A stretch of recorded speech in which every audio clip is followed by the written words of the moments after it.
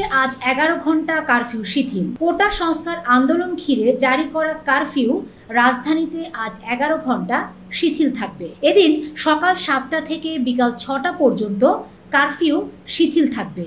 একই সঙ্গে ঢাকার পার্শ্ববর্তী জেলা নারায়ণগঞ্জ ও গাজীপুরেও আজ 11 ঘন্টা কারফিউ শিথিল থাকবে। শনিবার রাত 11টার দিকে রাজধানীর ধানমন্ডিতে নিজ বাসভবনে আইনশৃঙ্খলা বাহিনীর সঙ্গে বৈঠক শেষে সাংবাদিকদের এসব তথ্য জানান স্বরাষ্ট্রমন্ত্রী আসাদুজ্জামান খান কামাল।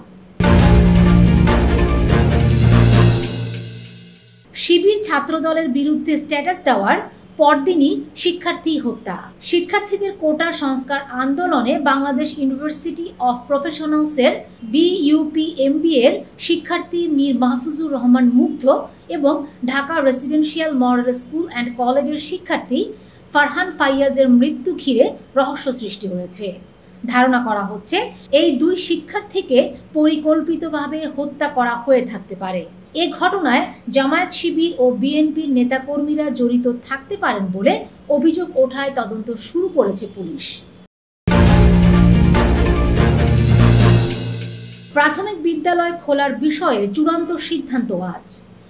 কোটা সংস্কার আন্দোলনের জেরে উদ্ভূত পরিস্থিতিতে ছাত্রছাত্রীদের নিরাপত্তা বিবেচনায় দেশের সব শিক্ষা প্রতিষ্ঠান বন্ধ ঘোষণা করে সরকার।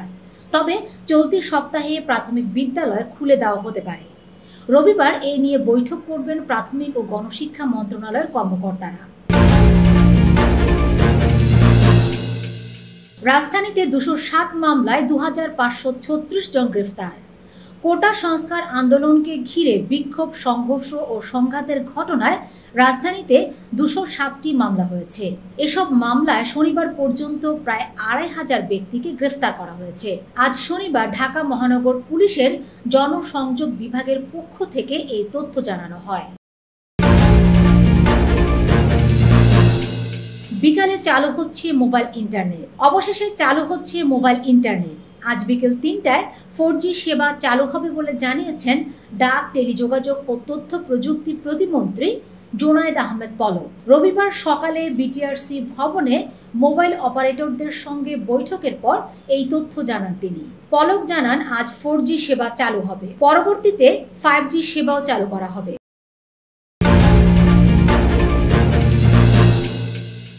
সমুদ্রতলে 175 বছরের পুরনো শ্যাম্পেনের ভান্ডার উদ্ধার। ঊনবিংশ শতাব্দীতে ডুবে যাওয়া একটি জাহাজের সন্ধান পেয়েছে ব্রিটেনের এক ডুবুরি দল। সেটিতে সন্ধান চালিয়ে মূল্যবান সামগ্রীর পাশাপাশি পাওয়া গেছে 175 বছরের পুরনো প্রচুর শ্যাম্পেনের বোতল। শত শত বছর ধরে সমুদ্রতলে পড়ে থাকা এই শ্যাম্পেনের দাম যে কার্যত অমূল্য তা বলার অপেক্ষা রাখে না। গত 11 জুলাই বাল্টিক সাগরে অবস্থিত ওল্যান্ড দ্বীপের দক্ষিণ থেকে প্রায় 20 নটিক্যাল মাইল দূরে ডুব দিয়েছিলেন দুই ডুবুরি। প্রায় 2 ঘন্টা ধরে সেখানে অনুসন্ধান চালাচ্ছিলেন তারা। সেখানেই তাদের নজরে পড়ে একটি ডুবন্ত জাহাজ। মার্কিন প্রেসিডেন্ট নির্বাচনে মধ্যপ্রাচ্য নীতি নিয়ে উত্তপ্ত বিতর্ক। মার্কিন প্রেসিডেন্ট নির্বাচন ঘিরে ডোনাল্ড ট্রাম্প ও কমলা হ্যারিসের মধ্যে উত্তপ্ত মন্তব্য এবং প্রতিশ্রুতির ধারা চলমান। মধ্যপ্রাচ্যের পরিস্থিতি, বিশেষত গাজায় ইসরায়েলি হামলা কেন্দ্র করে তাদের লড়াই আরও জোরালো হয়েছে। ট্রাম্প ইসরায়েলের প্রধানমন্ত্রী বেনিয়ামিন নেতানিয়াহুর সঙ্গে সাক্ষাতে বলেছেন, আমাদের দেশ পরিচালনায় অযোগ্য লোক আছে। আমি না জিতলে মধ্যপ্রাচ্যে বড় ধরনের যুদ্ধ বাঁধতে পারে, যা তৃতীয় বিশ্বযুদ্ধে রূপ নেবে। তিনি প্রতিশ্রুতি দিয়েছেন পুনরায় ক্ষমতায় এলে মধ্যপ্রাচ্যের শান্তি আনতে সর্বোচ্চ চেষ্টা করবেন। হিজবুল্লাহকে চরম মূল্য দিতে হবে, নেতানিয়াহুর হুঁশিয়ারি। ইসরায়েল অধিকৃত গোলান মালভূমিতে হামলার ঘটনায় হিজবুল্লাহকে চরম মূল্য দিতে হবে বলে হুঁশিয়ারি দিলেন ইসরায়েলি প্রধানমন্ত্রী বেনিয়ামিন নেতানিয়াহু। শনিবার গোলান মালভূমির একটি ফুটবল মাঠে রকেট হামলার ঘটনা ঘটে। এতে শিশু সহ 12 জন নিহত হয়। ওই মামলায় আহত হয়েছে আরও অন্তত 29 জন। মাজদার শামস নামক একটি গ্রামে ওই হামলার ঘটনা ঘটে। লেবাননে ইসরায়েলি হামলায় হিজবুল্লাহর 4 সদস্য নিহত হওয়ার পরেই এই হামলা চালানো হয়। অলিম্পিকে দেখা গেল রোনালদোর সিউ উদযাপন। প্যারিসে চলছে ক্রীড়া বিশ্বের সবচেয়ে বড় মহাযজ্ঞ অলিম্পিক।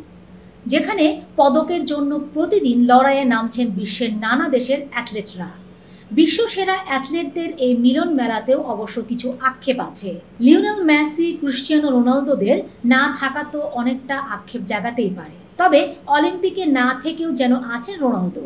গতকাল অলিম্পিকে রোনালদোর মতো উদযাপন করে তাকে মনে করিয়ে দিয়েছেন জাপানের ভলিবল তারকা ইউজি নিশিদা।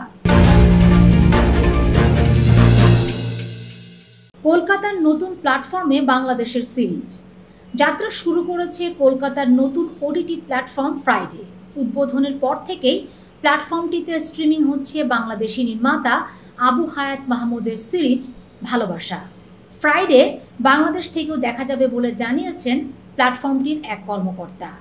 শনিবার স্থানীয় সময় সন্ধ্যা 6:30টায় যাত্রা শুরু হয় ফ্রাইডে। এরপরে স্ট্রিমিং হয় আবু হায়াত মাহমুদের 4 পর্বের সিরিজটি। এটি প্রযোজনা করেছে আলফা আই স্টুডিওস লিমিটেড।